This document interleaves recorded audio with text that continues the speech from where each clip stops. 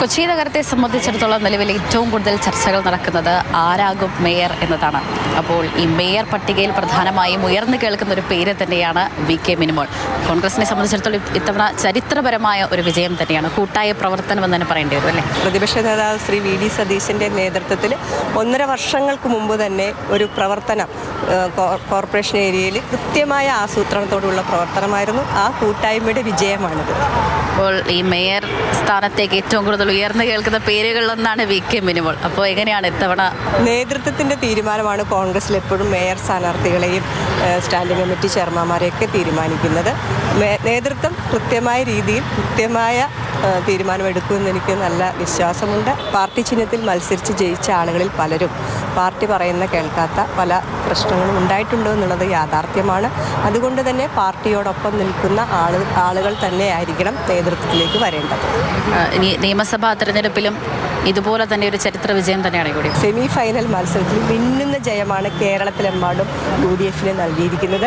ആ ജയം ആവർത്തിക്കും. ഞങ്ങളുടെ കൂട്ടായ പരിശ്രമം അതിലുണ്ടാവും. കൊച്ചിയെ സംബന്ധിച്ചിടത്തോളം 76-ൽ 47 സീറ്റും UDF കരസ്ഥമാക്കിയിരിക്കുകയാണ്. കോൺഗ്രസ് നേതാവും KPCC ജനറൽ സെക്രട്ടറിയുമായ ദീപ്തി മേരി വർഗീസാണ് മാതൃഭൂമി ന്യൂസിന് ഒപ്പം ചേരുന്നത്.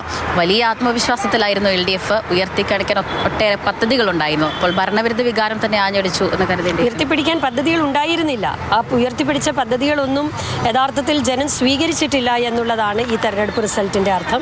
ജനങ്ങൾ എല്ലാം മനസ്സിലാക്കിക്കൊണ്ടിരിക്കുന്നു. പദ്ധതികളുടെ പേര് പറഞ്ഞാൽ മാത്രം പദ്ധതികളാവില്ല. കഴിഞ്ഞ 5 വർഷക്കാലം പുതുതായി നഗരത്തിനൊന്നും കൊടുക്കാനുണ്ടായിരുന്നില്ല എന്നുള്ളത് കൊണ്ട് തന്നെ വലിയ ഉത്തരവാദിത്തമാണ് UDFനുള്ളത് എന്ന് ഞാൻ കരുതുന്നു. 10 വർഷക്കാലത്തെ UDF ഭരണത്തിന് ശേഷം മുഖ്യമന്ത്രി ശ്രീ ഉമ്മൻചാണ്ടിയും മുഖ്യമന്ത്രിയായിരുന്ന കാലഘട്ടത്തിൽ, ടോണി ചമ്മണി മേയറായിരിക്കുന്ന കാലഘട്ടത്തിൽ, അതിനുശേഷം സൗമിനി ജയൻ വന്ന കാലഘട്ടത്തിൽ അവരൊക്കെ എന്തൊക്കെ ചെയ്തു നിർത്തിയോ അവിടെ നിന്ന് തുടങ്ങേണ്ട ഒരു സാഹചര്യമാണ് ഇന്ന് നിലവിലുള്ളത്. മേയർ ആരാകണം എന്നുള്ളതിനെ സംബന്ധിച്ച് നേതൃത്വമാണ് തീരുമാനിക്കേണ്ടത്. തെരഞ്ഞെടുപ്പിന് മുൻപ് അത്തരത്തിലുള്ള ഒരു ചർച്ചയും പാർട്ടിയിൽ നടക്കുകയോ പ്രഖ്യാപിക്കുകയോ ചെയ്തിട്ടില്ല. UDFന്റെ നേതൃത്വം അത്തരം കാര്യങ്ങൾ തീരുമാനിക്കുന്നത്. CC അധ്യക്ഷൻ പറഞ്ഞ പാർട്ടിക്ക് വിധേയരായിട്ടുള്ള ആളുകൾ പറഞ്ഞതാണ്. ആ നിലപാട് തന്നെയാണ്. തീർച്ചയായിട്ടും പാർട്ടിക്ക് വിധേയമായിട്ടുള്ളവരെ വരാൻ പാടുള്ളൂ.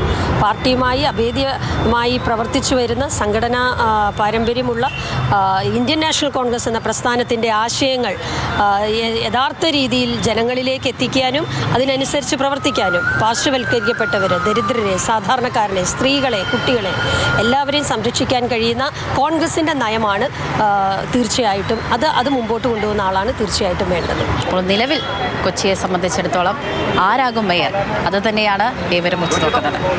ക്യാമറമാൻ ബിനു പാവമ്പയ്ക്കൊപ്പം സ്നേഹ മൊലൈന, മാതൃഭൂമി ന്യൂസ്, കൊച്ചി.